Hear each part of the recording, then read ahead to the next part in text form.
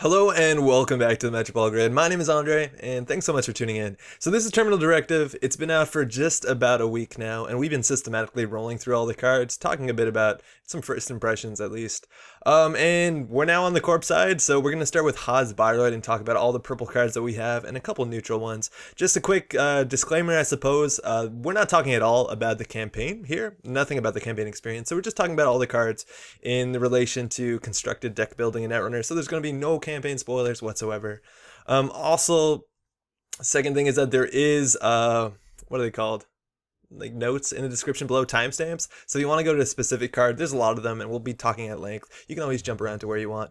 Let's get that out of the way and let's jump right in. We're starting here with Seidr Laboratories, an HB division. It's an identity, destiny defined. It's a 45-15, so very standard, minimum deck size 445, you have 15 influence to work with, and you got this weird ability. The first time each turn the runner loses or spends a click during a run, you may add one card from archives to the top of R&D. That's weird. We've actually seen this word before come up, Seidr. It came up on Seidr, what's it called? Seidr, oh man, Barrier, Seidr Adaptive Barrier, that's it. Which came out a couple, maybe a cycle. No, it came out like a data pack or two ago, which kind of makes me think that maybe this deluxe expansion was originally meant to come out before the Mars, the Red Sand cycle came out, just how normally the deluxe comes out, come out. Excuse me. Not that big of an issue, but we've seen it before. I've also pulled up this page before. This is what Seidr is. It's actually pronounced Seidr, not cider or any other way. And it is a form of pre-Christian Norse magic and shamanism that has to deal with altering the course of destiny.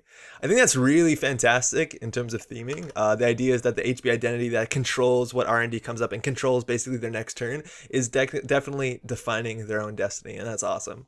There's also just a lot of relations between Haas-Bioroid, their ice, and there's just a lot of theming with Norse mythology and HB, so it's cool to see this. So that's an interesting ability. Let's talk a bit about two things. Firstly, let's talk about how this will fire ever, and then we'll talk about what can you do when it fires, because this one's a bit nuanced. It's kind of weird. It's not obvious exactly what you can do with this. So it says the first time each turn the runner loses a click or spends a click during a run. So how does a runner spend a click during a run? Well, there's three ways currently in the game, if I'm not mistaken. First one, well, I guess the first two are through some cards. They're not very common cards. One of them is always be running. So if you're playing Seidr against Adam, you might get a lot of firing or a lot of value off your Seidr ability just because this lets you spend clicks during a run. The other card is Wanton Destruction. Also lets you spend clicks during a run. I'm not actually sure how this one works, whether the cards get trashed and Seidr gets to put one on top or Seidr fires first. I'm not entirely sure. I have to think a bit further into that. But if the runner wants to spend clicks during a run and they're not playing Wanton Destruction or they're not playing Always Be Running, well, those are the only two runner cards that let runners spend clicks.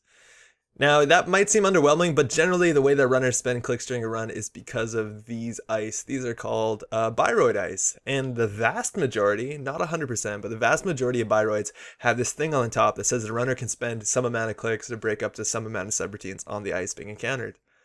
So, how often do runners spend clicks breaking through Bioroids? Well, it actually varies pretty greatly based on what deck you're playing, what deck the runner is playing, and there's just a lot of elements that change that up.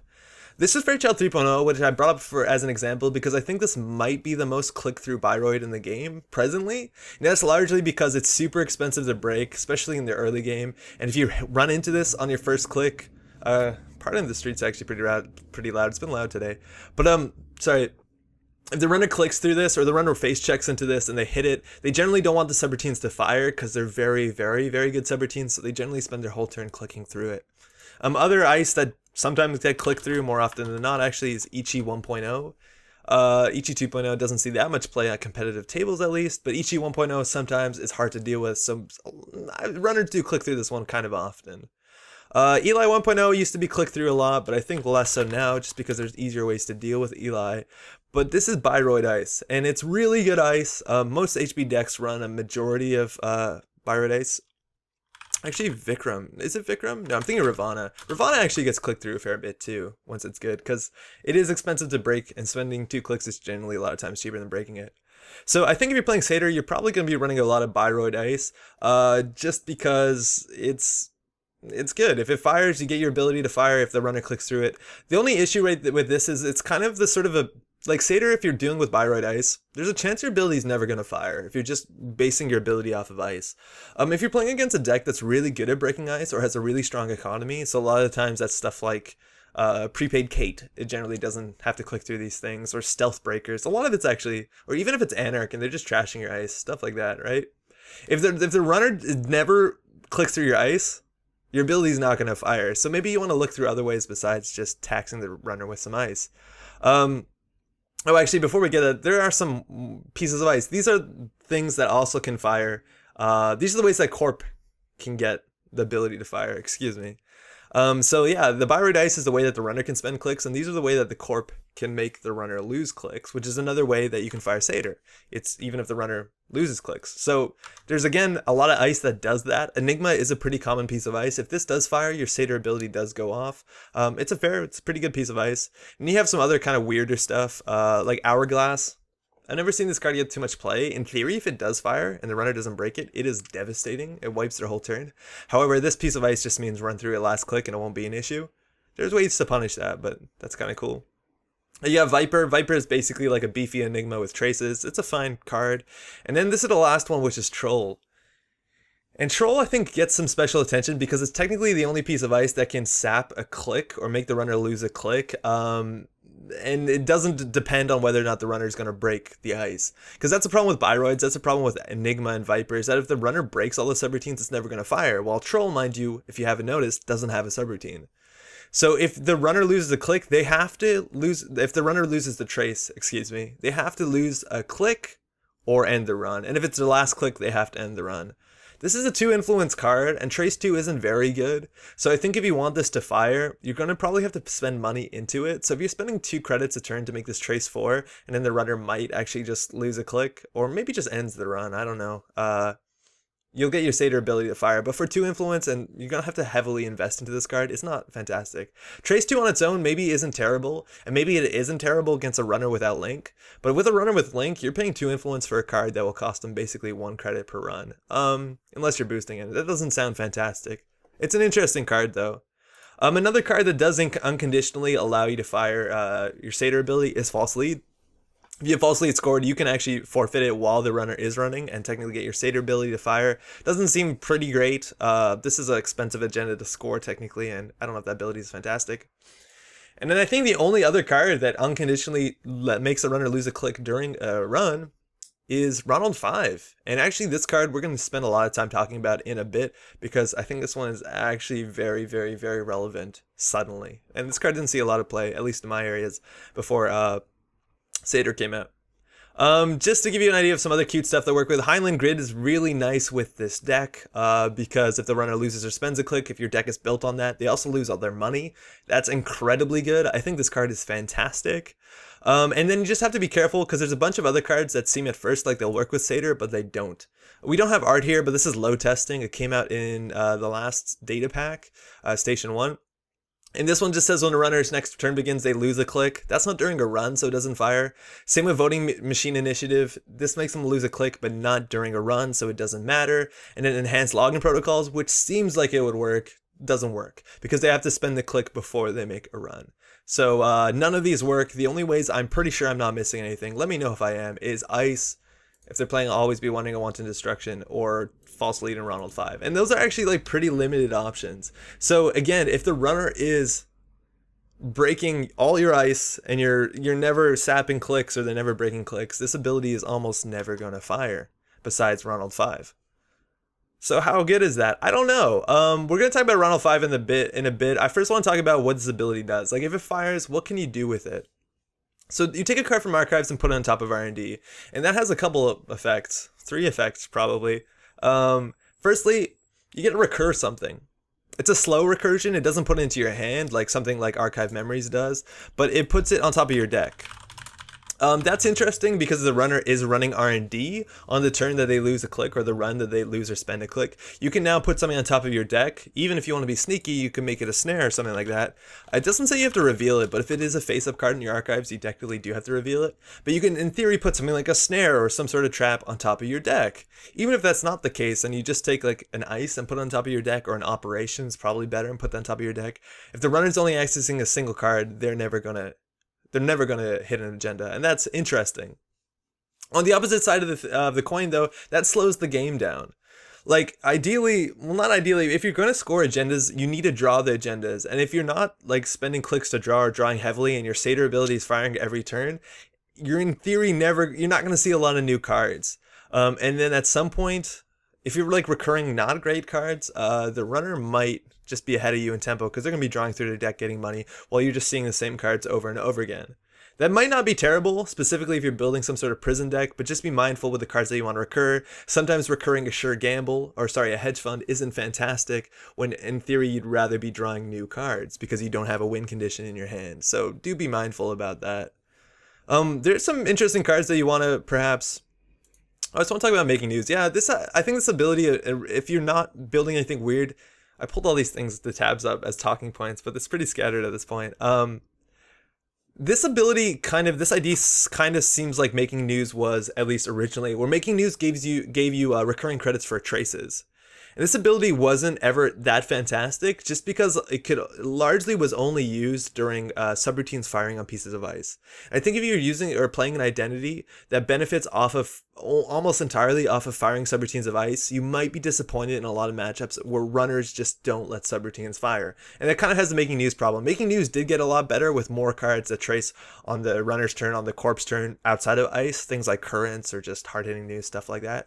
And I think Seidr probably wants more pieces like that, which let you use the lose a click or spend a click during a run, and there's just not a lot of options right now.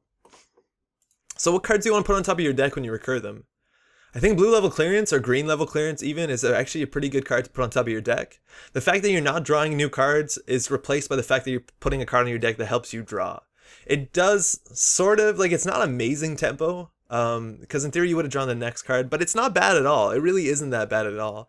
If you always recur a blue level clearance, you're basically, it's nice. You're making money, you're drawing cards. It could actually get through your deck pretty fast. These sort of cards that do something good and draw you a card, like just on a simpler level, green level clearance, maybe it isn't terrible. I can't actually tell. It's kind of hard. I need to do a bit more testing to figure out if recurring green level clearance infinitely is good or not, because it kind of slows your game down. It really does, because you're not drawing new cards. Biotic Labor is a fantastic card to put on top of your deck. This card represents a win condition, right? Because if you have Biotic Labor and then a 3-2 agenda, you can always score it out. So if this is in your heap, the runner has to respect this, where at any point in time, if they lose a click during a run or spend a click, a Biotic Labor could come on top of your deck, and if you have a 3-2 or even a 3-1 agenda in hand, you can score it out. And that's pretty good. Like, that's something you actually do have to respect when playing against Seidr, so do be mindful of that. Also, if the runners ran, there's a chance they've trashed something, so being able to recur a Helion beta test at will is super cool. This card's actually a bit better than I thought it was. It can actually fire in some games. If you're taxing the runner out and making them trash a lot of stuff, and they're running and trashing stuff, and they lose a click, again, because maybe Ronald 5, which we'll talk about in a second, this is a really cool card to be like, oh, well, now this is on top of my deck because I know it's going to fire this turn. And that's very interesting. It's a very strong card. Similarly, hard-hitting news is another card you might want to put on top of your deck. And this one's huge because the condition for this card is the runner's made a run. And now if this is in your heap, and mind you, this is only 2 influence. If this is in your heap and the runner ever makes a run and spends or loses a click, and you know you have more money than them, or you just want to tax their money out, hard-hitting news will always come back. And that's really scary. The idea of looking at Seidr and saying like, okay, well, the hard-hitting news is in the heap, and it can always come back at any point in time if I click through a Bioroid. That's pretty rough. That honestly is pretty rough, and I'm kind of scared about that. Like, I'll definitely respect that. Now, this is Ronald 5. And Ronald 5 is very interesting because it's an almost nearly unconditional way to make the runner lose a click if they're trashing stuff, and it even fires when they're trashing Ronald 5. Ronald 5 is unique, so it is countered by Rumor Mill, which may or may not be more popular than ever. It's kind of unclear at this point because of the most wanted list. And you also can trash Ronald 5 with your last click, or trash any other card with your last click, and you won't lose a click from Ronald 5. Excuse me. The idea is if the corp, abstractly, if the corp has a Ronald 5 on the table and then another must-trash asset, something like Clone Suffrage Movement, and then maybe they have another Clone Suffrage Movement, they say they just have 2 must-trash assets. The runner's actually in a really bad state, and I kind of fear that Seidr Laboratories might be very good at making these sort of prison archetype decks. Because check this out, right? If there's a Ronald 5 on the table, you have to trash this or another card on your last click. And if there's a Clone Suffrage on the table, well, you want to trash this as well. Because if this fires, you'll get a card back. like if this fires, you'll get a card back, and this one's better because it puts into HQ. If Ronald 5 fires, you lose a click, and then they basically get a card back.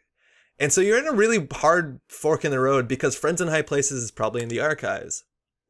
So say the Corp is running a strategy with a lot of assets, right? And now they have a Ronald 5 and 2 clone suffrage movements. You want to trash both the clone suffrage movements because if you don't, Friends in High Places is going to come back, and then 2 more assets that you just spent money in the last couple turns trashing will come back.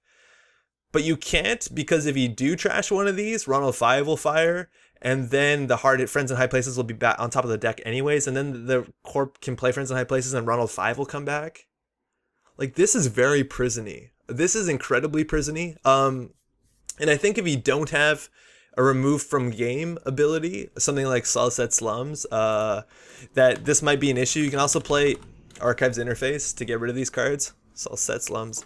Also, if you play Employee Strike, it turns off this whole sort of combo, but I'm actually like relatively scared of this sort of interaction. It seems to be like near infinite recursion. It is pretty expensive, and that's what you have to understand. Like every turn, if you're playing a Friends in High Places and then have to re-res a Ronald 5 or clone suffrage movement, that might be expensive. But in those cases, you can always play things like, if you're playing an asset spam deck, you want to play things like Mamba Temple. I'll just write Temple. And this gives you credits to re-res things, just so that you can res your stuff relatively cheaply. And then this is another technically must trash asset that fires off of Ronald 5. You also, and I think you might want to play Turtlebacks, because Turtlebacks is really good when you're playing a lot of assets. It's not a lot of influence, and it basically says your Friends in High Places is free as long as you put the cards into new servers. You can also play Breaker Bay Grid to res your Ronald 5s. This looks really rough. Like, that's my conclusion right now on Seidr, is that it's how much value you're going to get off of it firing from ice, get it firing from enigmas or hourglasses, but more likely firing from Bioroids. It's very similar to the Making News issue, where it depends on how much the times the runner is going to let the subroutines fires or click through them. If they're going to play more cautiously, which they might just because they understand hitting a Fairchild might be a problem and clicking through it, you might not get a lot of value out of it. So the best value you can probably get right now in the game is actually Ronald 5. And Ronald 5 makes you want to play a lot of assets. And if you play a lot of assets, you're going to be recurring Friends in High Places. And it just seems really rough. I'm kind of scared about this ability, this ID. This seems to be a really strong prison ID for HB, and they haven't had a really good one just yet.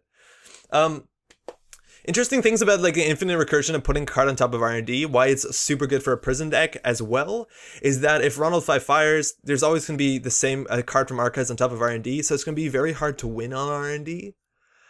Just because if you don't have multi-access, you'll be seeing the same card as long as Ronald 5 does fire, which is kind of interesting. And that's very good. How does this deck win, though? That's what I'm not entirely sure, and maybe that's the best thing to say about this prison deck, is I'm not actually sure what its win condition is. I think you might want to try like something like Lakshmi, Smart Fabrics, something like that's a pretty good win condition in asset spammy decks. You could just play Sandberg and get a lot of money. Like there's probably a lot of ways to be abusive, and then once you have a lot of money, score with an Ash or something ridiculous. I don't know, but yeah, it's possible to make like a really, and also recurring Helium beta test. Oh my god! But like it's very possible to build this like very demoralizing asset spam deck with Seidr. So ooh, if you didn't like Friends in High Places, maybe be careful. It might be coming back infinitely, and that sucks. There's also a lot of cards in the rest of this deluxe expansion that deal with Seidr. We're going to talk about them when we talk about them, but that's Seidr Laboratories, 4515. It's not an economic ability unless you're recurring economy, which maybe makes it an economic ability, but competing with engineering in the future has always been a problem. I think the Ronald 5 interaction here is kind of weird, and it's kind of crazy that if they don't trash Ronald 5 last click, you get a Friends in High Places back. And that can be good. That can be really good. All right, let's move on. This is the first agenda. We have 3 agendas in HB. This one's called Brain Rewiring. It's a 3-1 agenda. It's a security agenda, so that fires your the Archivist if you are playing the Archivist. So one more for you. And it says when you score Brain Rewiring, you may pay X credits to force the runner to add X cards from their grip to the bottom of their stack at random, and then draw 1 card. So you score this. You can pay a lot of money to flush the runner's hand, and then they draw a single card. Alright, so it's a 3-1 agenda, which means, like, 3-1 agendas are generally hard to put into your decks. They're not very good at helping you win the game, just because if you're not running 3-pointers and 2-pointers, you're going to have to score generally 3 2-pointers and 1 1-pointer just to get 7. So it generally makes the game harder and more expensive and longer to win. Unless you're playing a deck that wants a lot of single agendas, which HB doesn't really have that archetype yet, the way that Jinteki or Harpsichord or Wayland and Argus, they all have options to do that. So one pointers have never been that fantastic. The benefit here though is it is a it takes 3 advancements. So if you're playing Biotic Labor in HB, you can maybe fast advance this one out. So how good is his ability? So you have to pay a lot of money on top of scoring a 3 agenda, which is kind of difficult. But if you fire this ability, you say you're going to pay 5 credits, and you basically flush out the runner's hand. You got to put them on the bottom of their stack. They have to shuffle those cards and then put them on the bottom. So the order is random. They shouldn't even know the order, and then they draw a single card. That's okay. That's what I'm going to say. It's okay. Wiping the hands, the cards out of your hand of the runner can be good, especially in the mid to late game, because generally runners are holding on to the good stuff. If you're playing against criminals, they're like holding on to their count siphons, waiting for the Aaron Moran tokens to show up. They're holding on to a lot of stuff that they're just waiting. Maybe their emergency shutdowns, their indexings. Like, they generally hold on to the cards in the mid to late game that are going to win them the game or are their win conditions. So getting rid of those is actually pretty good. However, you're going to have to score a 3 agenda and then generally pay 5 extra credits, which isn't fantastic. Now, there is one way I see this card is really playable, and that's in this great old combo ID called Cerebral Imaging. So Cerebral Imaging, basically, if there's any ridiculous combo in Netrunner on the corpse side specifically, Cerebral Imaging will play it. This one says Cerebral Imaging, if you haven't seen this before, it says your hand size is equal to the amount of credits in your credit pool. So you basically at some point can have 20 cards in your hand, and almost any imaginable combo you can fire off as long as you're creative enough and your draw isn't terrible. Now, what I think you can do here is, in theory, play some sort of fast advance to fast advance this thing out and then get extra clicks. It's, I don't really have the time to explain how you can do that in CI, but there's a lot of ways to do it. I have a bunch of videos if you search the word hasty on this channel. Using things like hasty relocation is really good. Accelerated diagnostics is really good. But the idea is that you need to score your brain rewiring and have at least 1 or maybe even 2 clicks left over. Once you fire this and you paid the full 5 credits, which shouldn't be impossible if you're playing CI, to flush the runner's hand, they draw up to 1 card. And now you basically have to have 2 extra clicks, which shouldn't be that difficult if you're playing things like Efficiency Committee, a card that I still haven't learned how to spell, because this will give you extra clicks. Or you can play Biotic Labors, you can play Accelerated Diagnostics, you can play Hasty Relocations. Like, there's a lot of ways to do it. And then you just have to play, as long as the runner's ran, of course, play 2 neural EMPs and then you win the game. This doesn't work if the runner's holding on to I've had worse, but that's very hard to play around considering they just drew a single card and ditched their whole hand. So if they do top deck their I've had worse, whoops. But this is a lethal combo that I think actually can kill a fair amount of shapers. Again, if they're either are expecting or playing net damage protection is different. But this is like a super cheesy win condition that I don't think is that hard to fire off. You just need to score a 3-1, which can be just done with a single biotic, and then maybe you have a second biotic, and then you play Accelerated Diagnostics, Hasty, and then play double Neural. You can also play Neural into Archive Memories into the same Neural. Yeah, as long as you have a click left. Like, there's ways to do that. And that's kind of really rough. Is Recurring Neural EMP that good in Seidr? Maybe. I don't know. But yeah, that's a lethal combo. It's incredibly uninteractive. I don't know how fun it is. You can play around this if you see this by playing things like Sports Hopper. That one's really good, but it's actually, you'd have to fire it as soon as they score the agenda, because as soon as they like accelerate diagnostics or do something crazy, you can't react to it. So there are ways to play around it, but right now this card doesn't seem fantastic besides some really absurd one-turn kill combo that probably a lot of people aren't going to like. Yeah, that's Brain Wiring. It's a 3-1. I don't see how this fits into anything else besides a lethal kill. There's also maybe other ways you want to do this with other sorts of net damage. Maybe there's some convoluted combo with Ronin, I don't know. But if they have 1 card in the hand, they're probably easier than ever to kill. Easier than ever to kill. So just be mindful of that. What an agenda. Elective Upgrades. It's a 5-3. Really hefty. It's an initiative agenda, so again, the Archivist. And he plays 2 agenda counters on Elective Upgrades when he score it. 2 counters. And he spent 1 of them to gain, and a click, to gain 2 clicks, and he can only use his ability once per turn. Whoa, this card is nuts. Funny how this is Elective Upgrades, and the version before this that is going to cycle out in 4 months because it came out in the first cycle is Mandatory Upgrades, which was worth less. It was harder to score, but this gave you additional click every turn, which is an absurdly good ability. But if you haven't figured out how hard it is to score a 6-2 in this game, it's pretty difficult without Mushin Notion. But Elective Upgrade is a reasonable card that's not that difficult to score. People score 3-pointers all the time, especially in HB. So what happens when you get this ability? Hosted counter gain 2 clicks, uses ability once per turn. That's very similar to Biotic Labor. And like we said before, Biotic Labor is a win condition. If you play Biotic Labor, you get 4 clicks on your turn, so you can install advance, advance, advance, a 3-2 agenda and fire it. This gives you 2 Biotic Labors. Yes, you do have to separate them out, but it gives you 2 Biotic Labors and they're free. So not only is like firing one of these abilities an easy win condition, because now you can fast advance a 3-2, it also saves you 4 credits on Biotic Labor, and let alone you don't have to draw the Biotic Labors. This card is nuts. It's really good. So the issue is a lot of people don't play 3-pointers, and there's a big reason why. It has to do with variances axes. As soon as you have a 3-pointer in your deck, the runner can in theory win with 3 axes if they're very lucky. Like the axis is a 3-pointer, and then if you're only running 2-pointers and 3-pointers, they can access 1 3-pointer, and then if they just access any 2 agendas in the game in your deck, they win the game.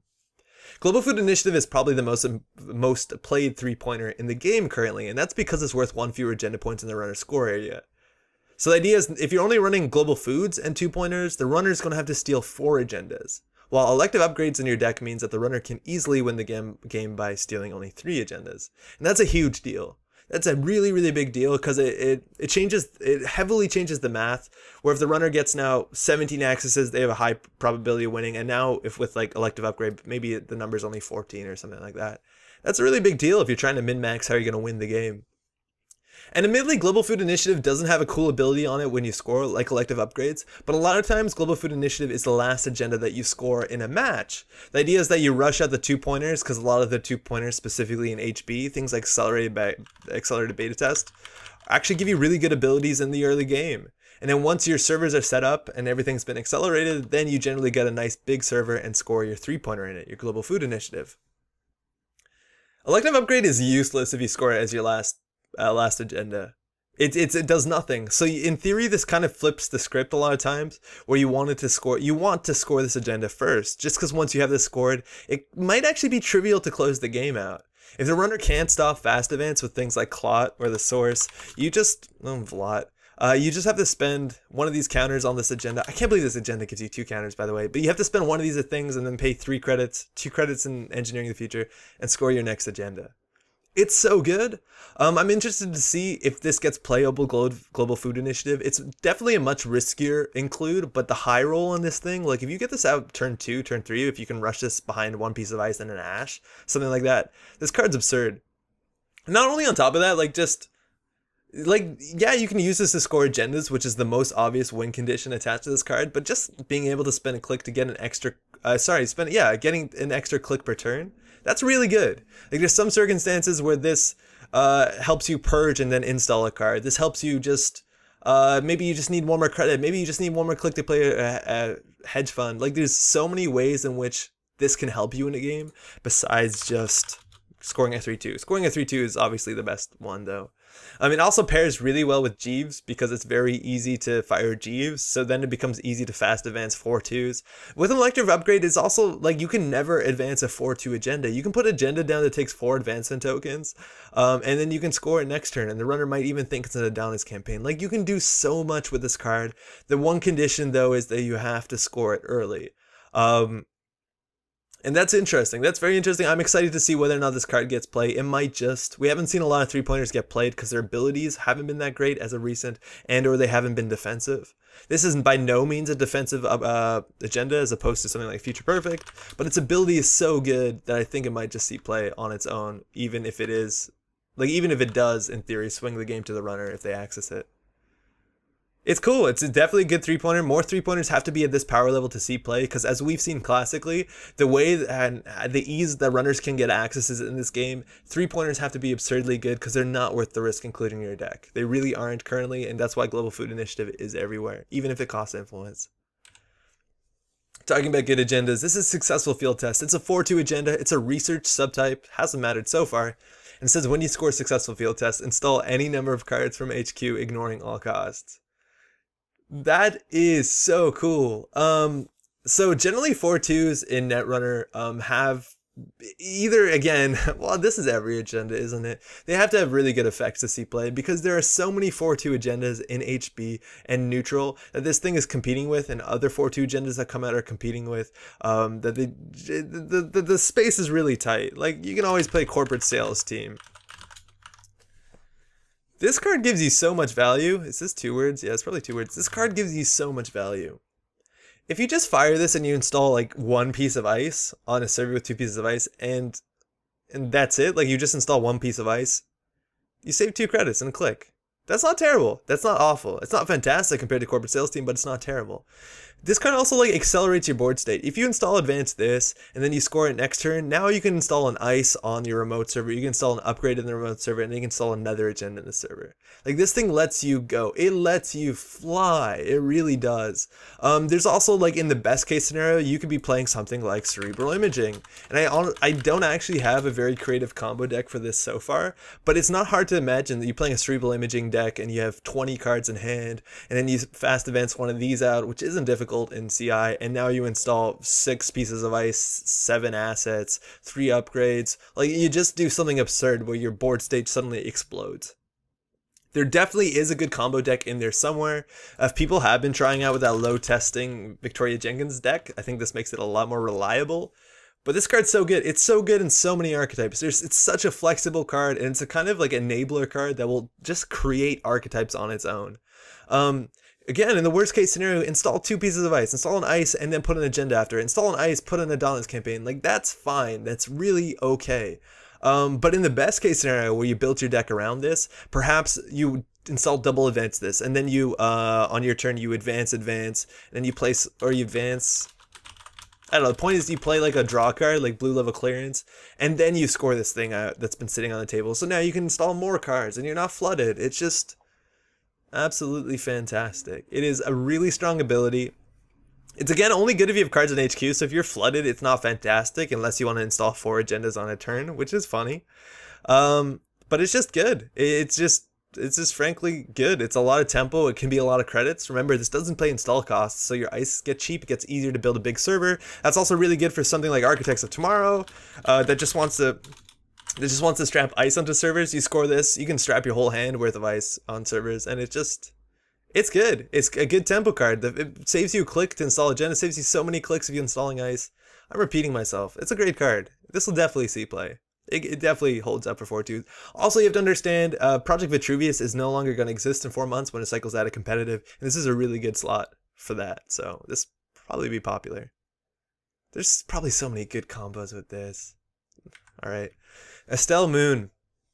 2 credits to res, 3 to trash. She's an executive asset. She's also unique. There's only one Estelle. And it says, whenever you install a card in a server, place 1 power counter on Estelle Moon. Then you can trash her at any paid ability window. It's instant speed, draw 1 card, and gain 2 credits for each power counter on Estelle Moon. And if I haven't said it again, it's 2 influence. Yeesh. This is, again, a really strong card. It is a very, very powerful card, and it's interesting. It's actually really, it's pretty nuanced. So let's try and talk through this. So this gives you gotta install Estelle Moon in Engineering the Future. That gives you credit, but most things do. Then you res it, so you're down 2 credits. And then as soon as you install a single card, you've basically paid off the cost of Estelle Moon. And now this is very important. This is a card in a server, so it doesn't count ice. It counts basically upgrades or assets in new remotes. And this card does promote, and this works very well with Seidr in some ways. This does promote HB asset spam. This is one of the first HB asset spam cards that really helps that. So Sensei's Actor Union is a card that you know I hate if you've been watching this channel, and it's now on the most wanted list as 3 extra influence. And these cards are very similar. Sensei's fires repeatedly, but the idea is there's nothing better in an asset spam deck than drawing more assets to spam out. Just because if the runner can't keep up with your current assets, they're not going to be able to keep up with the next assets, and so forth and so forth. That's really good. The idea is that you can install Estelle, maybe install 2 other assets after you res Estelle, and now you can trash Estelle at the beginning of your turn, draw 2 more cards, you basically made a profit of 2, and now next turn you can install 2 or maybe 3 more assets. Cool thing about Estelle too is she's also an instant trash ability that trashes herself. Draw one card and gain 2 credits. So I'm not entirely sure. I'm pretty sure you can't trash Estelle Moon if there's no power counters on her. So you can only use this, like you can't use this to like shut down a Temujin contract or a Dirty Laundry unless there's a counter on her.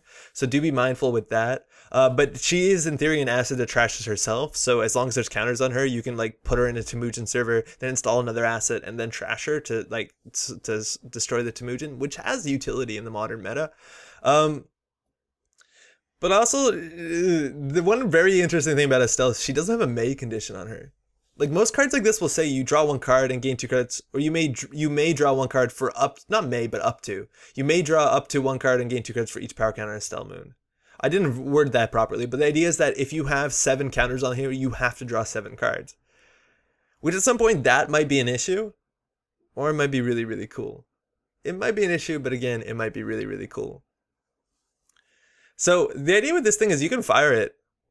You can fire it at any point in time. So if there are 3 counters on here, 2 counters on this, and a runner is running HQ and you have agendas in there, you can panic, use Estelle Moon, and fire it and draw up. Also, because she's an instant trash ability, runners, I don't know if they will or they won't run it. It's similar to running Jackson Howard. A lot of the times, and I think specifically with Estelle, I think almost always you'll fire it and not let the runner trash it because it costs you nothing unless you don't want to draw. But like the runner probably has to spend a click running this before it gets out of hand, unless they want it to get out of hand because they don't think that the corp can afford to draw 8, 9 cards in a single action. And that might actually be true. I'm also interested to see the play states in which this card is on the table and has like 9, 10 counters on it, and the corp thinks, okay, I only need to score 2 points, whatever, fuck it. I'll trash Estelle Moon, draw up, and then biotic labor. Hopefully I'll have my biotic and my agenda and I'll score out. Like there's some very interesting shenanigans with this where you just hope that drawing 9 cards is enough to see what you want. It's very good. It's a very good card. 2 influence, you can also see this just about anywhere. It's very good for asset spam, and that might be a problem, and depending on whether or not you like playing against that. But it's definitely good. It's flexible. It protects HQ in some ways. It lets you draw into your combo pieces in some way. It's a really good target for friends in high places because it's almost always going to get you value if it keeps coming back. The runner has to trash this for 3 unless they want you to get a lot of value. It is just an absurdly good, I think, an absurdly good asset spam piece. Card draw is kind of the best thing you can get in asset spam. Money is even better, and it does give you some ridiculous combo flexibility somewhere. There's also a really interesting combo in theory where if you have Estelle Moon rezzed and then you play you play a successful field test and install like 5 or 6 assets or something like that, and then they all fire and you get all the credits and all the card draw in cerebral imaging. Maybe that actually works. She has a brain, right? She's looking at her brain, so maybe she's into cerebral imaging. I don't know. It's a very good card. Talking about very good cards, are we like 4-4? We're 4-4. Marilyn Campaign. It's an asset. It's an advertisement. So what's up, Spark? It is 2 to res, 3 to trash. And it has text very similar to all the other campaigns. You place 8 credits on Marilyn Campaign when it's rezzed, and when there are no credits left on Marilyn Campaign, trash it. You also take 2 off of it when your turn begins. So it's very similar to a mixture between Adonis Campaign and Launch Campaign. But this is where it gets weird. If Marilyn Campaign is trashed while installed, you may shuffle it into R&D instead of adding it to archives. It's also 3 to trash, single influence, 1 influence. Mamma mia. All right. So this, in terms of the story, the floating billboard, this looks to be like some sort of nanny Haas-Bioroid, which is interesting that we've seen. What have we seen? We've seen the Adonis and the Eve campaign, what I think are they're like companions. We've seen the Rex campaign, which seems to either be a police officer or some sort of action hero. And now we have Marilyn. So I really like that they keep branching out. But this card's great. Put it down for 2. Yeah, you make a credit in engineering in the future. You res it and you gain 2. So you basically, this card costs you nothing to res the first turn. You're not going to make money, but if this stays on the table, you're going to make 6 credits. So this is like a 6 credit econ card. And now if it trashes itself, you may shuffle it back into R&D. And it trashes when it installs. It doesn't care how that happens. If you overwrite it, you can shuffle it back into your deck. If it ends because it's out of money, you can shuffle it back in your deck. And especially if the runner trashes it, you can shuffle it back in your deck. Now, of course, this only matters if it's installed. So if the runner trashes this when in HQ or R&D and accesses it from somewhere else, yeah, it's going to be in the heap. Maybe you want to now pull back with friends in high places. But this seems to be like a really demoralizing card in a lot of ways. Like as a runner, I don't know whether or not you trash this. I think you should, especially if you're playing Wizard, mind you. It's free to trash. And also 3 credits to trash isn't much. Like that's the same cost as trashing the Adonis campaign. Same cost of trashing the Adonis campaign. It's also less, like, it stays on the table for the same amount of time, which is interesting. So it's one of those cards also that you can put it in your scoring remote, and while there's not an agenda in there, and then over install it with your agenda, and now this shuffles back into your deck. It's also an advertisement, right? And one influence. So you can probably see this everywhere. But as an advertisement, every time you res this thing, the runner loses a credit. And the thing with Spark Agency, like, there's only so many advertisements in the game, and this card itself can represent multiple amounts of runners losing credits, just because you can keep trash res, and you see you can keep coming back. It's really good in Spark. But for one influence, you can see this everywhere. It's just a vanilla, kind of vanilla, like, it's just a very basic econ card that you can get so much value from it. You really can. Interestingly enough, the May ability, and I'm really glad that this card has that you may shuffle into R&D instead of archives, because a lot of times it would actually be a liability if it didn't say that. Because there are a lot of times in this game where you don't want to shuffle your R&D, and that's largely to do with something that's referred to R&D lock, or just comes down to multi-access. The idea is, say you're playing against a runner that has a medium. And this is a very, very interesting interaction that if you're newer to the game, you got to spend a lot of time thinking about this, because this is super important.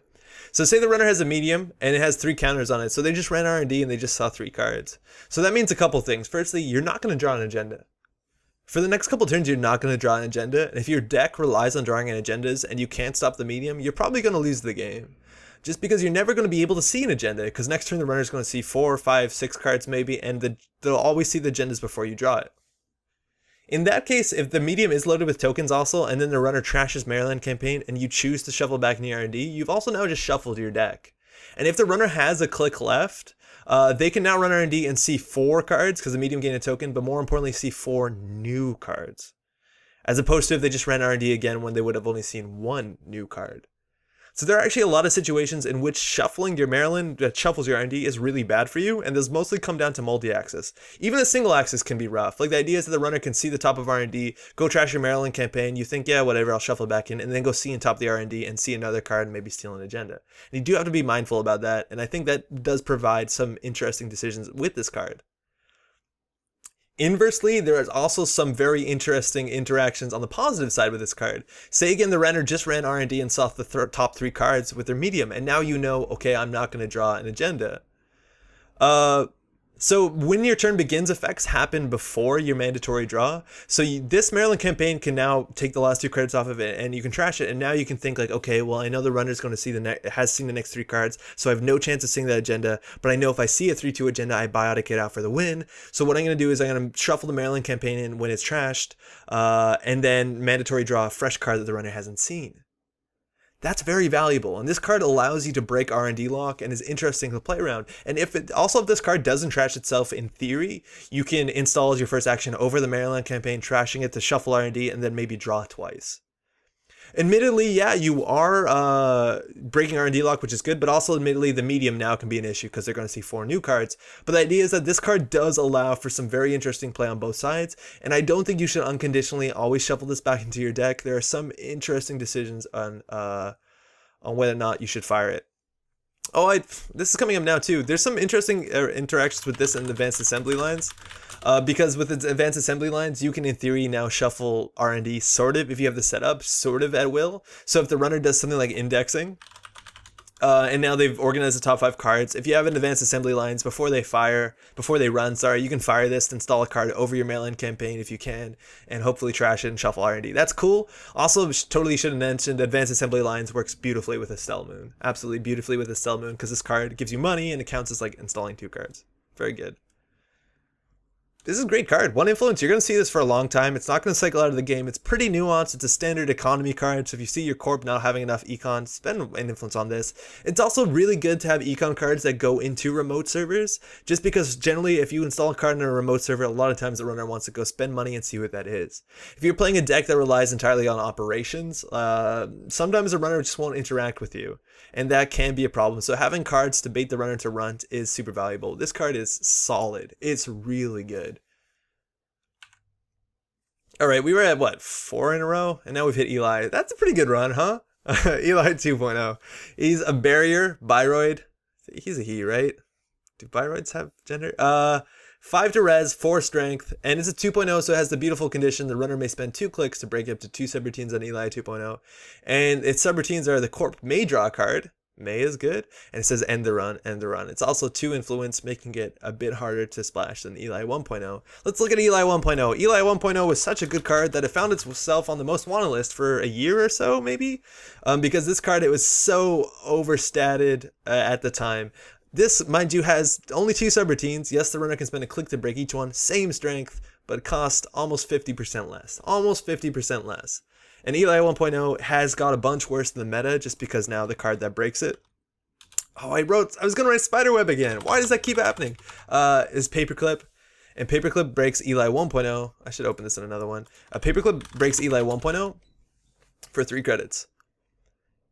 Which isn't bad. And now you'll notice if you do the math, Paperclip breaks Eli 2.0 for the same cost.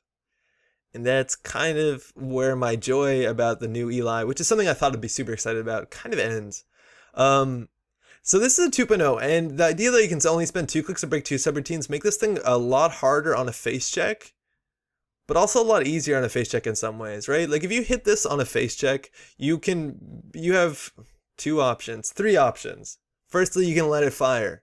And that's probably what I'll do a lot of times. You can just let this thing fire, and then the Corp may draw a card. That's good for the Corp. It honestly is good for the Corp. How many times are you going to face check into this ice? Once. So there's the Corp paying an extra 2 credits just to draw a card? I don't know. I really don't know. 5 for an ice that does just this is probably not that great. The other option is you can hit this and spend, okay, well, you can draw a card, and now I'm going to click through it. It's the same thing for Eli. You can hit an Eli and click through it, but the fact that you have to have 2 clicks is technically makes it a bit better. Eli, you can always break one subroutine and click through the other. It gives you a bit of flexibility. It's not the biggest amount of difference, but it's technically Eli 2.0 is better for that reason. Also, for what it's worth, Eli 2.0, you can't click through entirely like you can with Eli without a breaker. So it is a bunch safer against things like knifed. And knifed was actually a pretty big issue when playing Eli. And this you can't knife without a breaker, which is kind of sweet. Now the other options, you can hit this and be like, okay, we're going to click, still end the run, but now I'm going to stop the Corp from drawing a card. That's rubbish. I don't think you're going to spend 2 clicks just to prevent the Corp from drawing 1 card. I don't think that's ever going to happen. There's probably some niche scenarios where it is very important that doesn't happen, but or that you don't let the Corp draw a card. But this is just, I think, really underwhelming. The decision to include Eli 2.0 over against Eli comes down to what breakers you see in your meta. And right now in Montreal, and in fact in most competitive decks, people are splashing for this or just playing this in Anarch, and this bakes all these ice for 3 credits. So it's largely irrelevant whether you're playing Eli 2.0 or Eli 1.0 because they both get broken for 3. The slightly worse face check on this thing I don't think is worth the 2 credits. Like that's almost, you can almost res 2 Elis for the cost of 1 Eli 2.0, that I'm not sure that that's entirely worth it. If somebody in your meta is running a breakers that deal with Eli 2.0 a lot worse than Eli 1.0, like Damara maybe? Let's leave this one open. Let's open Damara. I haven't done the math here. Maybe then it becomes worth it. Damara 2, yeah. So like if they're running Damara 2, 4, 6, yeah, maybe you want to run Eli 2.0. But if everyone's running Paperclip, which largely they are right now, this ice isn't fantastic. It really isn't. I don't know what else to say about it. It's only, how much do you want to pay for the extra subroutine? If I'm putting barriers in an HB deck, and it's cool that there's more like barrier Bioroids besides just Heimdall and Eli 1.0. Like that's interesting when you're playing an Architects deck, because an Architects of Tomorrow deck, mind you, you can res this for pretty cheap, and that's cool. Architects of, that's kind of nice. But basically, if I need to put a barrier and I have a limited amount of barrier slots in my HB decks, a lot of times I'll now play 3 Eli 1.0s, and then I'll play Seidr Adaptive Barrier, which is a card that's a bit better than I thought it was originally. Adaptive. Yeah, right? I don't know. Not wonderful. Not wonderful. You can always also, like, it has the same problems as the Eli 1.0, which is it's mediocre on a scoring server because you can always get through it. So it's better on a central server. But anyways, break for 3 each one. I'll take the one that's cheaper. Thank you. More ice. Executive functioning. 2 to res, 1 strength. It's a code gate. It's also an AP and a tracer. And it says trace 4, do 1 brain damage. Alright, well, this is a Fantasy Flight game product that came out in 2017. So it's fundamentally has bad typing. There's a huge issue with this thing. Let's look at a trace ice. Let's look at Viper, which I think we have open. Notice how all the traces on Viper say if successful do effect. This one doesn't. So technically, because the FAQ isn't out, and this has been clarified in the UFAQ, it has come out between the videos and now, and that's really good. Thank you, Jacob Morris. Thank you, Michael Boggs, for working with Jacob Morris. And also, let's just pull up the UFAQ. I guess it's worth it. UFAQ, Terminal Directive. But the point with this card is, until this is officially FAQ'd, which I'm so glad in the UFAQ. Oh, no, long one. I'm so glad in the UFAQ that Michael Boggs said specifically this will be on the new FAQ. And I think that's fantastic. This one's executive functioning. So, right. So this is what it says here. This is a trace for the subroutine and executive functioning need to be successful to brain damage. Yes, interpret the text as said if successful. So that's the problem with this, right? If this trace fires, even if the runner beats it currently, the way that it's worded, you get a brain damage. You do a brain damage, no matter what. Even if they win the trace, even if they lose the trace, you do one brain damage. And the designer's note says the errata will come out in the next FAQ. How soon is the next FAQ going to come out? I don't know. We're still waiting on sync BRE, which I thought is a fundamental mistake that needs to be fixed almost exactly like this, but it hasn't in almost 3 months now, 2 months. So I don't know how soon that's going to come out, but the problem is how this card works is, again, relied on by the unofficial FAQ, which is by no means an official document that is upheld by tournament standards. So that sucks. I hope the FAQ comes out really soon. Michael Boggs has done an awesome effort. Also, this thing's great, but specifically saying like this will be fixed in the FAQ. So they obviously know and care. We'll just see how soon it comes out. Yeah, that's kind of rough, but trace 4 do a brain damage. Also, if you think like, oh, but all traces should be like that, like the if successful should be assumed, it's not entirely true, because there are cards that exist that don't care if this trace is successful. So things like Taurus is probably the only example that says if successful, trash 1, but it also says if your trace strength is greater than 5, trash a piece of hardware anyways. So it actually does matter that your rate is successful unless they change the rule book, and then, I don't know, I think if successful always just makes sense, because it limits the design capabilities of a trace that fires no matter what, which is cool. But then, yeah, it's an interesting design space. Anyways, let's talk about the ice. Executive functioning, that's a strange name for an ice, I'll say. And it's a very cheap piece of ice. You res it for 2, and then it breaks for 1. So basically every icebreaker in the game breaks us for 1 credit. So it's not really a tax. So it's basically a face checking punishment from my understanding. And trace 4 do brain damage. I don't think it's a fantastic face check punishment.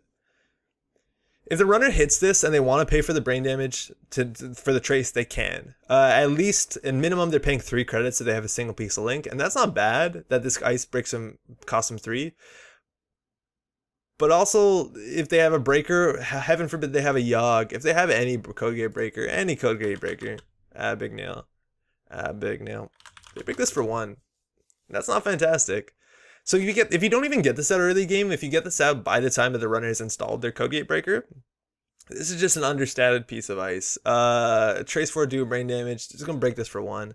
If you want to compare this, like there's value in this game of having cheap ice that is relatively annoying. Doesn't keep the runner out, but is relatively annoying. Basically, every faction has a piece of ice that costs 1 credit that generally taxes the runner 2 credits, and that's a really good ratio.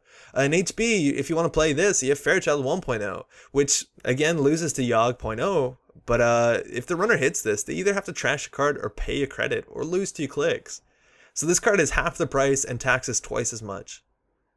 Yeah, sure, you can also boost a bunch of money. Like maybe the runner hits this and you make it trace 7, and then you paid basically 5 to do 1 brain damage, which maybe isn't terrible, but it's also not great. This ice is just, you need to get it down early, so maybe you have to run 3 of them, and then all the other ones are dead. It's also not a fantastic target when it comes to things like corporate troubleshooter. Like if you really want to hand out the brain damage, this is not a good target to corporate troubleshooter because they can always break through the trace. Well, technically they can't because of the way it's worded. And even things like Marcus Batty, if you want to make sure the subroutine fires, a trace subroutine isn't a subroutine that's gonna fire a lot of times. And if you spend a lot of money making it fire, you're probably on the losing end of something. So I don't know. I don't think this ice is fantastic. It's 3 influence too, which is weird, I guess. But I guess brain damage shouldn't be that popular in this game, or shouldn't be that easy to get by. Yeah, I don't know. A lot of people break this for 1. Doesn't seem fantastic. This is Holmegaard. Holmegaard, by the way, looked it up. It's a bow, and that's the kind of bow that this person's running, holding. It's a bow from Denmark, so more of the Nordic influence, the Scandinavian influence, and it's actually one of the oldest bows discovered anywhere in the world, and it could be the first bow ever designed, at least as far as historians on Wikipedia understand. So that's cool. That's why you have this Viking-esque Nordic. I think that's like a Nordic helmet, and they have a bow. So cool. That's good. Good research. So Holmegaard is 7 to res, it's 5 strength. That's okay. It's a tracer and a destroyer and a sentry. And it has 2 subroutines. First one, trace 4, the runner cannot access any cards during this run. Again, big issue here, this doesn't say if successful. So if you're following the UFAC, treat that if successful. If you're not following the UFAC, this fires no matter what. The trace is irrelevant. And the last subroutine, which is a new subroutine we've never seen before in this game, trash 1 icebreaker. It's also 2 influence, so you might actually splash this. I think the biggest comparison with this card off the bat is Assassin, just because Assassin is very, very, very similar. It's also 7/5, it's a 7/5 sentry, and it has 2 subroutines.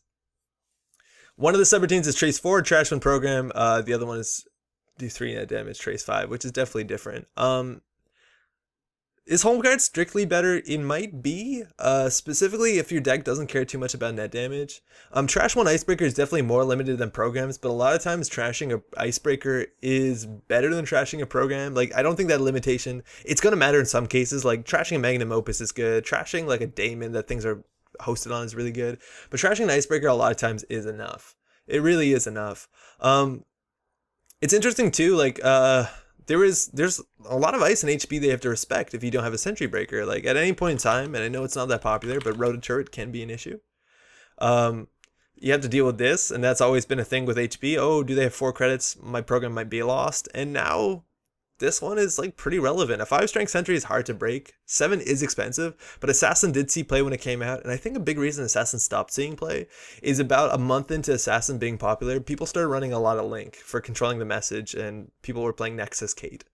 So I think Assassin's actually probably not terrible either, especially how the meta slowed down and a lot less people are playing Cipher and Parasite. So I think Holmegaard's worth considering. Now technically on this, you only have to break one of the subroutines. Just because the Trace 4, the runner cannot access cards during the run, that does matter, but it's not like Assassin where you kind of want to break 2, because sometimes it's lethal, sometimes it's game winning. So Holmegaard is a bit softer on that side, but it's also a very good protection. Like, the runner can always break through Assassin on the last final run as long as there's no end the run ice behind it, while Holmegaard actually keeps you out, and it's actually pretty good on any server. On R&D and HQ, it's really good. Maybe it's better on R&D because this doesn't do that much to stop things like Account Siphon, that you don't want to access cards. But it's just good. It's a beefy piece of ice. I think 7's okay. Again, if you put this in your HB deck, there's a chance that you res it for free with accelerated beta test. It's fine. I think it's fine. If you have problems with this, you can always break it with Sharpshooter. If you're playing Shaper, if there's destroyers, you can always break this for, what, 2 credits? That's not too bad. Yeah, you use your Sharpshooter. Maybe Recursion's actually pretty bad right now, but it's totally a fine piece of ice. It protects every server pretty well. Trace 4 is just as good as End the Run. I guess they can always boost the Trace, but it's good. It's a fine piece of ice. Tapestry. Wow, this one's interesting. Alright, so it's a 5 cost code gate. It has 6 strength though. So any card that you see where the strength is better or higher, sorry, than the cost is generally really interesting and generally good. 3 subroutines, that's a lot already. The runner loses a click if able. Okay, the Corp may draw 1 card. Hello, Eli 2.0.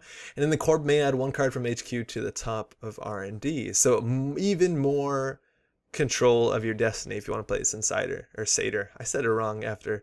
Anyways, it's also 1 influence, which is probably the biggest deal because this card slots into basically any deck. This card is just overall high utility. Just very high utility. It doesn't end the run, just high utility. So let's talk about the subroutines. Firstly, Corp loses a click of Able is a big deal because, again, Seidr. This is a 6 strength piece of ice, and again, I don't think it's fantastic to have your Seidr ability be entirely dependent on all your ice, because sometimes your ice just doesn't fire. But in theory, if this thing fires, it's good. Your Seidr ability fires. Now, the runner loses a click of Able is something we've seen before on cards like Enigma, and that just means if you run through this less click, which sometimes can be bad, you have have 1 less subroutine to deal with. By the way, if you want to run all these things, like if you want to punish the runner for running last click, for not running last click, just so you can't sap a click for them, for that, the strongbox isn't technically a thing.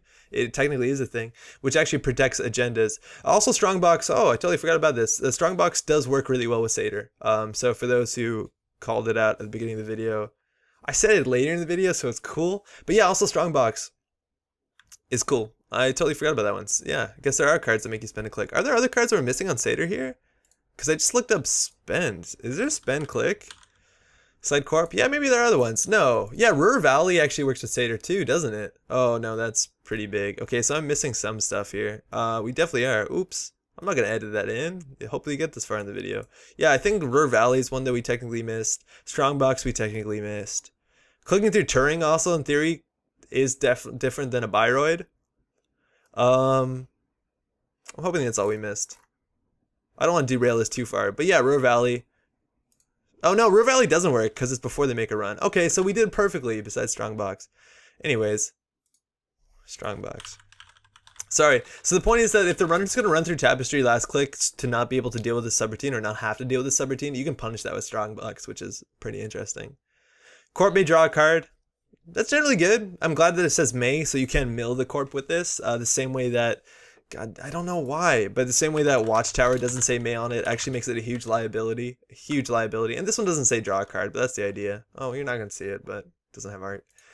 And then lastly, the Corp may add one card from HQ to top of R&D. So it's basically the Seidr ability and perhaps underneath the Seidr ability. So again, the card from HQ on top of R&D, that actually isn't the Seidr ability. That's different. It's more controlling your fate stuff. And what kind of cards do you want to put from HQ on the top of R&D?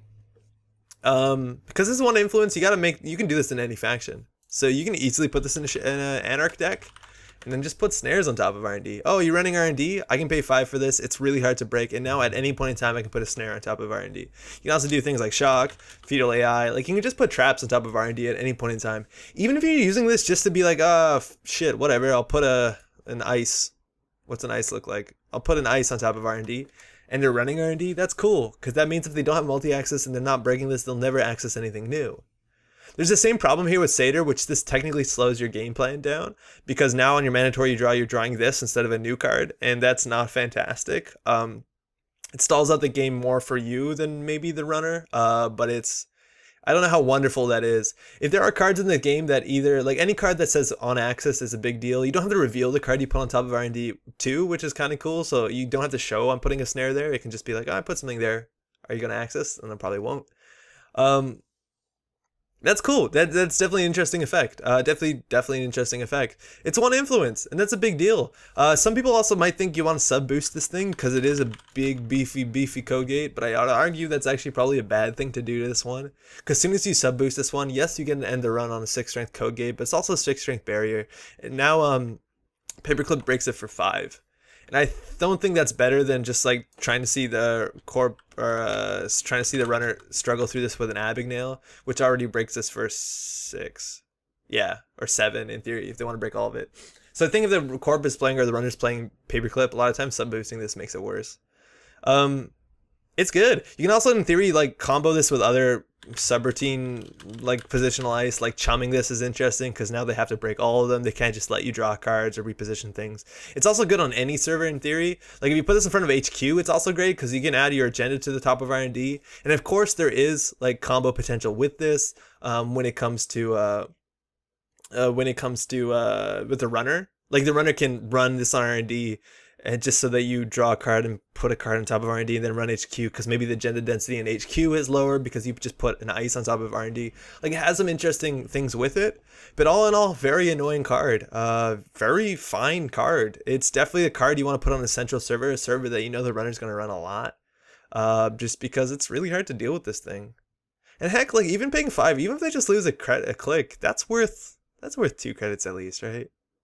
It's good. It's really good. It's a good piece of ice. 1 influence. Oh, wow. Very creative things you can do with this. Ultraviolet Clearance. This is our first operation. It's also the first triple we've ever seen. I know there's more triples coming out in the Red Sand cycle. We've seen a couple spoiled, but this is a transaction triple.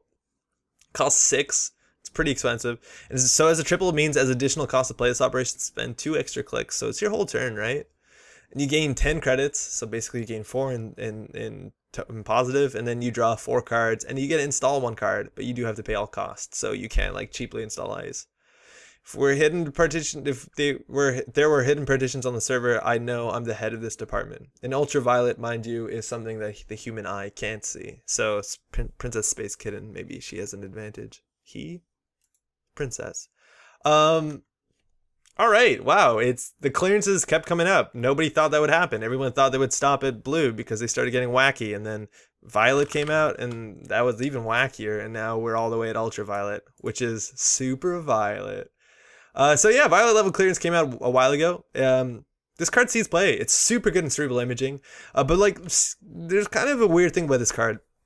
You play violet level clearance, yeah, it costs 1 less. You gain 8, so you gain 3, and then you draw 4 cards. This one, you gain 4 and draw 4 cards, and then you install a card, but it takes your entire turn.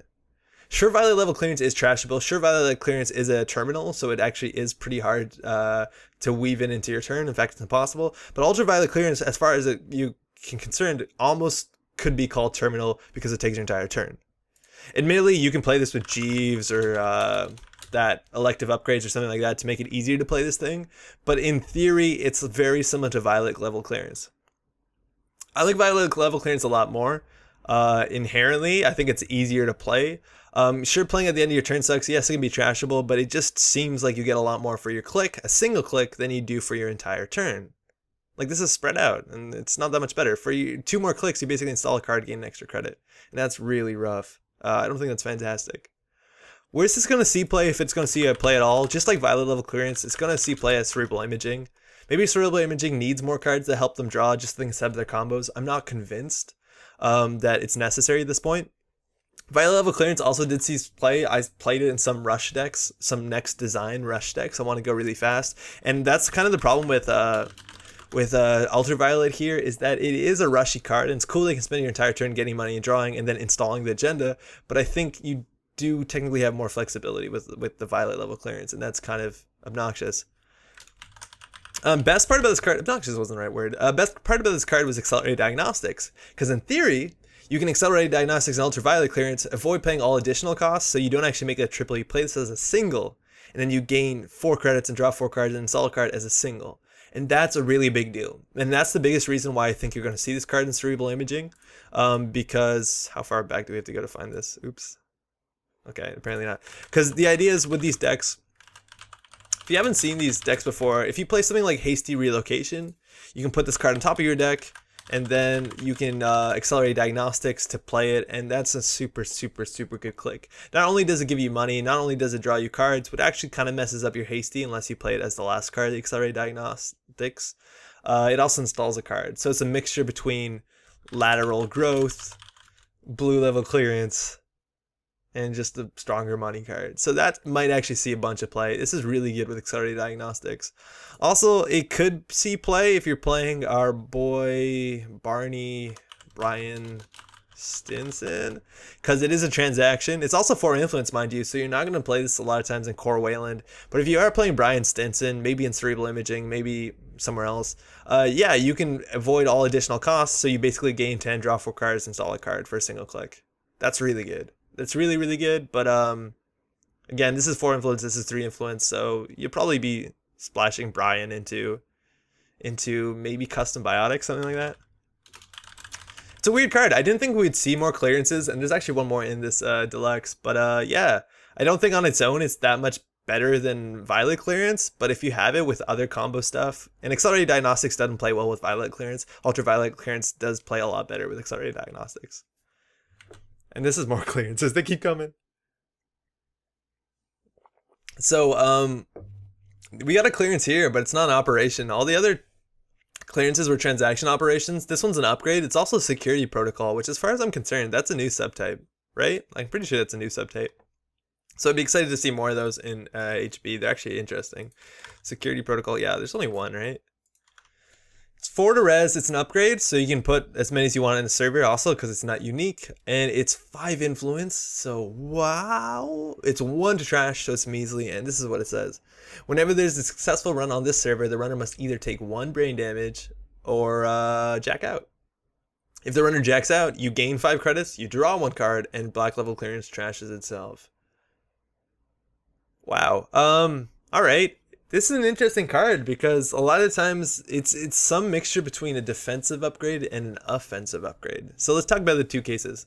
If you have this on top of your agenda and you have to res this, how it works is you have to, the runner says access, and if you ask the runner, do you want to access? This is 4.3 in the timing chart, and they say yes. You can now, they're committed to access. Now you res this, and now it adds another choice where they can say like, oh well, crap. Okay, I guess I'll either take a brain damage or jack out. So let's talk about the time that they take a brain damage. If you're trying to protect an agenda with this, the runner can just say, yeah, whatever, I'll take a brain damage, steal your agenda or trash your whatever they think it is, or whatever it is that they think is an agenda, and that's okay. They also then have to trash it for 1 credit, but that's nothing, right? So 4 credits for brain damage, unconditional brain damage, assuming it's unconditional, they're going to run through it, which it largely isn't not too bad. Like that's actually, I think this is one of the easier ways to give brain damage. It really is. It might be one of the easier ways to give brain damage in the game.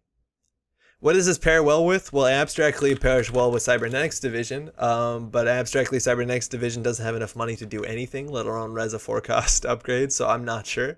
But in theory, these two do pair together well with, you know what I mean?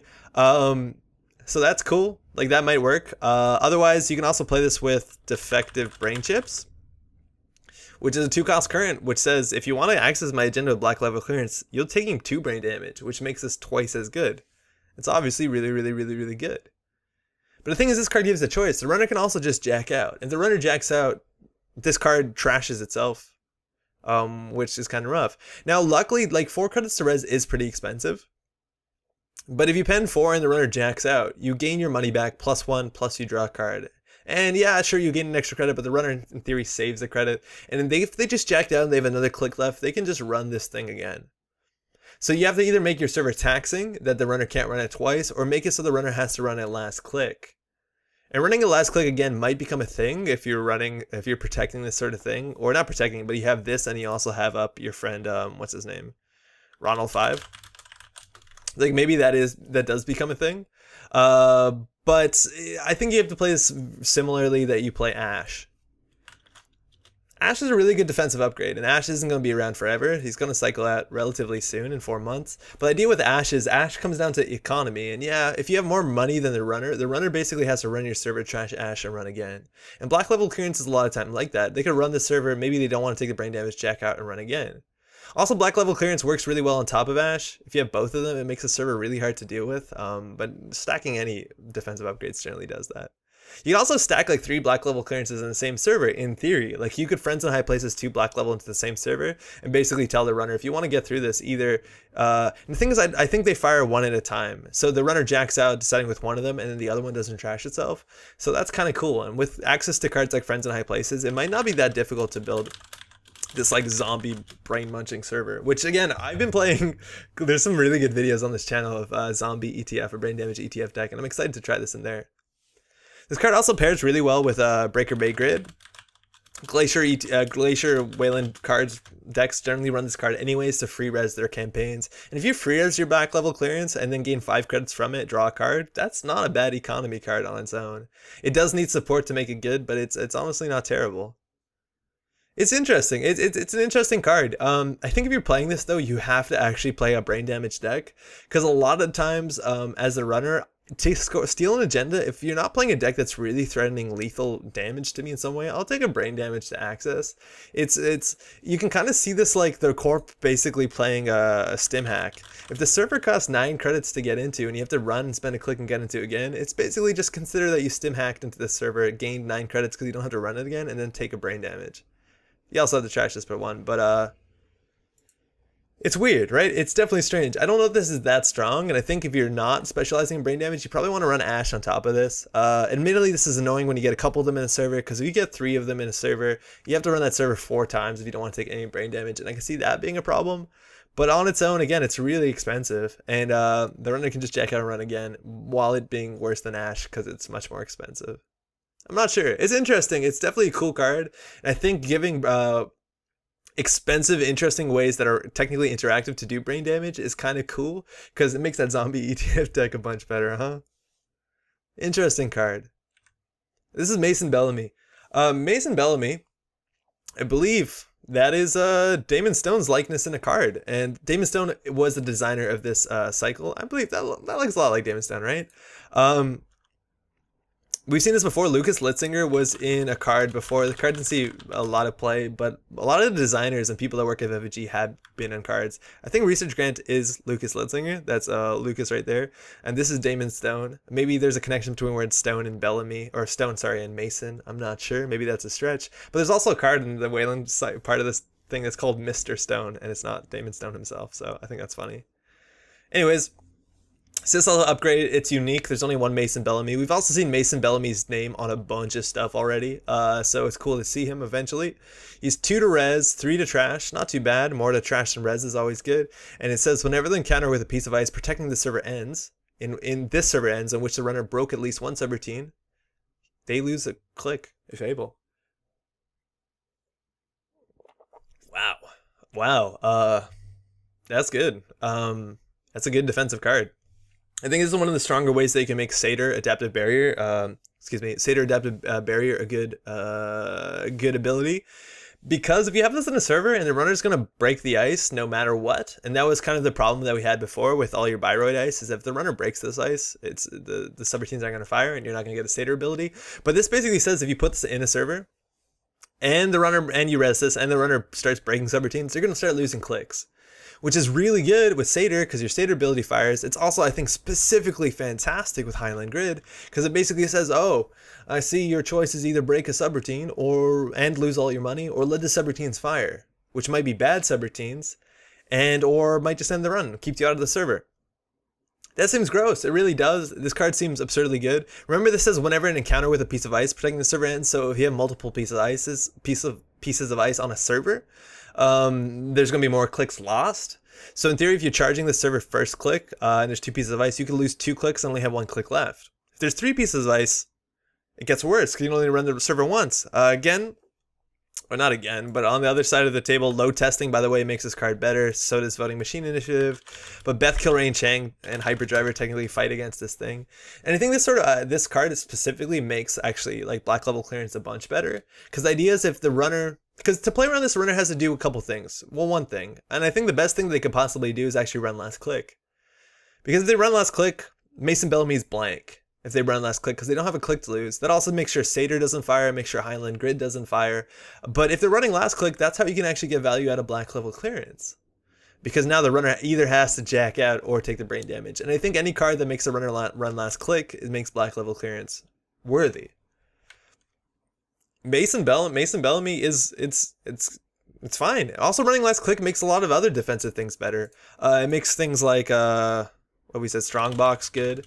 It makes, I don't think it makes things like Rare Valley or Enhanced Login Protocols that much better, because if their idea was to run against this last click, these things don't really help that much. Strongbox particularly does, but Rare Valley doesn't really, or Enhanced Login Protocols. And this is also really good with Ash, because again, the weakness of Ash was if the runner had less money, they could trash Ash and run again. They can't do that so much with Mason Bellamy because they have no clicks left. And then on top of that, of course, any defensive upgrade is really good with Caprice Nisse. Because you're basically saying, hey, runner, if there's 3 pieces of ice on the server and you have to break all of them, which they might, they're going to have either they have to do this last click or only can do it once per turn. And that's good. This is good. This is a very strong upgrade. It's unique, so it does lose to Rumor Mill, just like Ash and most other things do. Rumor Mill, it might be popular now because it is on the most wanted list. Also might not be popular. It's kind of hard to tell. Excuse me. But it's cool. The elegant counterplay to this thing is running last click, and again, you can get that's good. You can get value from that by playing black level clearance, by playing Ash, by playing Caprice. It's fantastic. It's cool. There is an anti-synergy with this in theory with things like Brain Taping Warehouse, because they're going to be running last click, so not so fantastic. But it's very good. It's very cool that you can have this in a server with Highland Grid, and then you can res this, like you can put this in a server, the Highland Grid can be resed already, which is a good card anyways. And now the runner is like, okay, I'm going to break the first piece of ice, and you res Mason Bellamy on the counter, and now they're like, oh, fuck. If I now break that piece of ice, I lose all my money. So their only option is running last click. It is unique, so if they're playing 2 or 3 in this deck, also it's easy to recur this with friends in high places. Remember that if they put this on the remote to protect the remote, R&D is going to be weaker. So there is some counterplay to that. Again, if you want to deal with this thing elegantly, you have Political Operative, you have Councilman. Any card that hates on defensive upgrades hates on this card, but this card is very, very solid. It is very solid. It also makes it harder to click through Bioroids, because if you click through a Bioroid, it costs you more clicks. Yeah. Good. It's good. All right, we hit the neutral cards. This is a long-term investment. It's an asset. You install it for 2. Sorry, my throat's going out. So this is kind of like an inverse Marilyn Campaign. When your turn begins, place 2 credits on long-term investment. And if there are at least 8 credits on long-term investments, again, spend a click, take any number of credits from long-term investments. 4 to trash, no influence. It's a no influence neutral card. It's also 2 to res. So if you put this down, you spend 2 to res it, 2 credits come on the beginning of your turn onto it.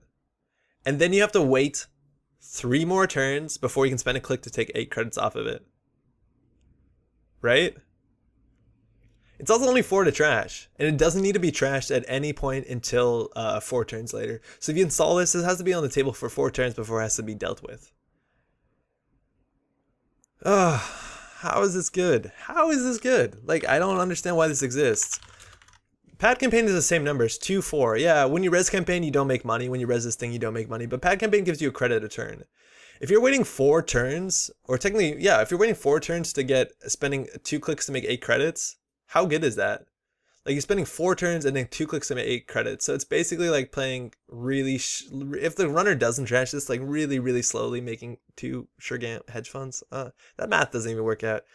Runner's probably going to trash this for 4. They don't have to trash it soon. It takes so long to pay off. There was a card like this, right? What was it called? There was a Wayland card that was a lot like this. CI Fund, right? And I've never seen CI Fund see play. The other version of this, which was... Oh, really? It's not called that?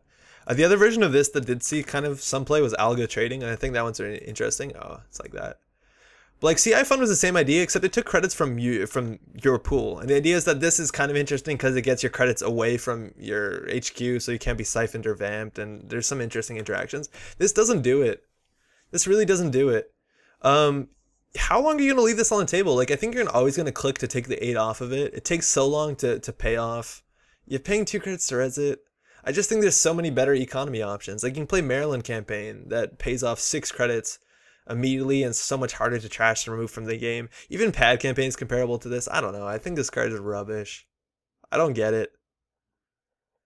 I don't get it. Like, are you going to actually wait like some sort of caddy and be like, okay, I'm going to wait till let's get 16 and take all the money off? Because no, the runner's going to trash it.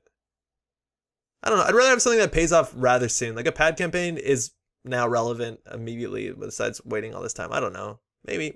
Okay. This is weird. Maybe it's Weir, but I looked it up. I think it's actually pronounced Weir. I think it has something to do with a river. This looks like a dam. So maybe this is, yeah, I think this is a digital dam. It's a code gate. It's 3 to res, 3 to trash, and it says the runner loses a click if able. Seen that before? And it says in the second subroutine, the runner trashes 1 card from their grip. Okay, so this is like the love child between Enigma and Bloodletter, which is a card you might not know of because it's on the other side of the pack. But basically, it's like a mixture of an Enigma and... there's no actually very few cards that do this. Okay, so it's like an Enigma mixed with a Cortex Lock. Let's just say that, okay? So firstly, lose a click if able is really good if you're playing, or it's maybe okay if you're playing Seidr, just because losing a click fires your ability. So the more ice you have in your deck that fires that, it's good. Of course, depending on your ice to fire ability is not a good thing to do in Netrunner. People run icebreakers for a reason. This is very comparable. Like, it seems immediately comparable to Enigma, right? And Enigma, same res cost, less strength, 2 subroutines. Lose a click of able is the same on both of them, but this one ends the run. Ending the run is very, very good. It is very, very good in the game. Obviously, early game, protecting yourself from power events, it should be obvious. The runner trashes 1 card from his or her grip is an interesting subroutine. It's not at random, so the runner basically looks at their grip and says like, okay, I don't want this one, and they throw it out. So they'll probably always throw out their worst card from hand. What that means is that while this card is annoying, you can run through a last click and all you have to do is throw out 1 card. And throwing out 1 card isn't the worst thing. It's not fantastic. On a face check, a lot of times on a face check, I'd rather have to throw out a card than end the run. if this is the only piece of ice, right? Like on R&D, I'll run R&D, you'll res this. Yeah, I lose a click maybe. If I run last click, I don't. And then you just trash your worst card. It's very hard to think of a scenario where all 5 cards in your hand are like super important, where trashing one of them does matter. But 3 credits for this card that's basically like an annoying, it is an annoying tax. But if you run last click, it's basically, oh, it costs you 1 card from hand. Card draw in the game right now is only better than it's the best it's ever been. It really has. So I just don't see this card being that taxing. It's also like a low strength code gate. So in theory, if you have Yogg.0, you break this for free, right? And that's kind of an issue with code gates in general. It's going to show me Upa Yoga. Yeah. Okay. So this goes through for free. With other things like Gordian Blade, you break this for 2 credits, which in theory, if you want to break it, which I think a lot of times you don't have to, you break this for 2 credits if you run last click. If you run first click or any other click, you break it for 3, which isn't too bad for a 3 strength code gate. But I just think there are so many more cards in the game right now in any faction that actually could help your board state. Interesting thing about Weir, and I kind of really like this part of the design, is that it's a card that equally helps Seidr and equally helps Scorpios, the 2 IDs in that came in this box. And I think that's absolutely fantastic for a neutral card. I think that's very cool. But like this card doesn't specifically help any game plan in the game currently. Losing a click is good.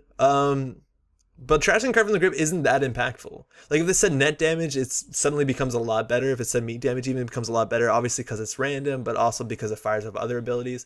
But this card itself, like it takes up deck slots. A deck slot where you could have just played Enigma, or a deck slot where if you played any ID, you could play Archangel and NBN, you could play Mouseolus, and like there's just so many cards that do this, do much better for a very comparable cost, that actually help your game plan or are just more taxing. And it's kind of like a problem, not a problem, but that's like just kind of inherently the design of neutral ice. They can't be fantastic.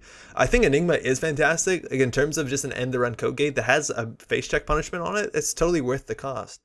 But this one is, unless there's a deck somewhere that shows up that really eats you off losing clicks. So again, maybe you need Highline Grid, but that's so conditional because you have to fire it early game. This might get better. Interesting card. Probably will get drafted in draft. Like it's not a bad piece of ice by any standards. There's a lot of worse pieces of ice in the game than this, but it's, I don't know, it's pretty tough include unless your deck can actually capitalize this. Just as generic subroutines that the runner doesn't want to fire, I don't think they're either that bad or that good for the corp, so I'm not entirely sure. Last neutral card we have is IPO. I don't actually know what an IPO is. I totally forgot to look this up. What is an IPO? An initial public offering. All right. It's the first time that a stock of private company is offered to the public. Sweet. Okay, so this is an IPO. It's a transaction. It's terminal. It's 8 to play, and it just says like terminal. After you resolve it, end your action phase, gain 13. Fantastic. All right. So restructure is the only other transaction that just spends a click, gains you 5. And this card's cool. It's harder to play this because you need 10 credits as opposed to 8. That's a pretty meaningful difference, and at the end of the day it gains 5. Cool thing about this card is it is terminal, and I think that's actually really fascinating design because you can't suddenly get money and then suddenly punish the runner with money, which was an issue. Whether you want to call it an issue, maybe it was one of the strengths of restructure. The idea is if you hold on to restructure from hand, the runner can run and then you say, okay, I'll play restructure, maybe play another restructure, and then hit them with something like a mid-season's replacement. Mid-season. And you can't do that with IPO, which I think is fantastic. It makes it a lot, it makes you plan your turnout better. I think that's a bad thing that a lot of, I see a lot of newer players do, is that they, oh, I drew my hedge fund, I'm going to play it immediately. And that's generally not good. Like you generally should, if you're drawing your second class after you play your hedge fund, you should do that anyways. So I think this is actually going to teach good fundamentals, because unless you're going to use your money on a trace or something like that, there's no reason to play your hedge fund first click.